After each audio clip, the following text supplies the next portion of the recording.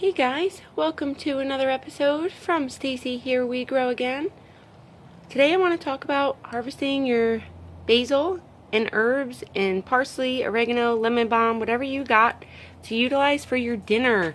I am utilizing my tomatoes I grew over the summer for tonight's dinner. So what we did was we froze some tomato sauce that we made during the summertime from the tomatoes we grew in the garden. And I also made some homemade tomato sauce from tomatoes we had left over from the supermarket. You can definitely do that. And we harvested a lot of parsley. So one way you want to harvest your parsley is just make sure you're not cutting too much. And you want to make sure you're getting the ones that are big. Leave the center growth and leave a couple of branches on there when you're harvesting. Just get these big suckers. Those are the ones you want to harvest. Now I harvested some parsley, some basil from outside, and then some of this lemon balm. You can see where I cut the tops off. And we cut a branch that looked like this. This is a regular top, and we just went and snipped that top off right there.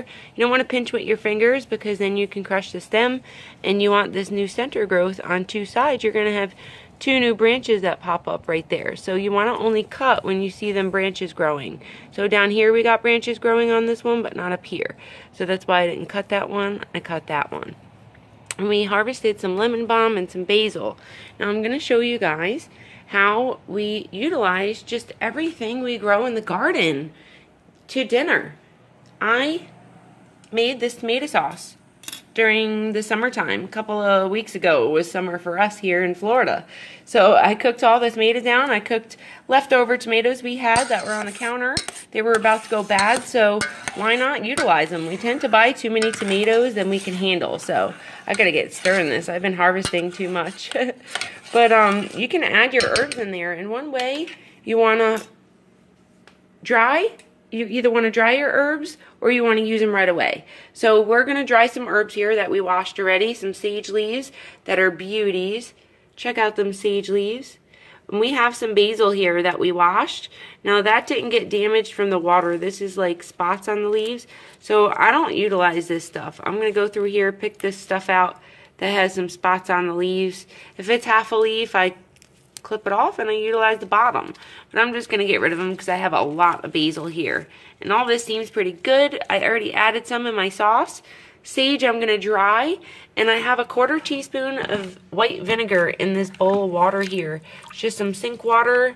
I put my parsley and my lemon balm in here. You can see them lemon balm leaves we cut, and either you use this in your sauce. I'm going to put some of these lemon balm leaves in my sauce.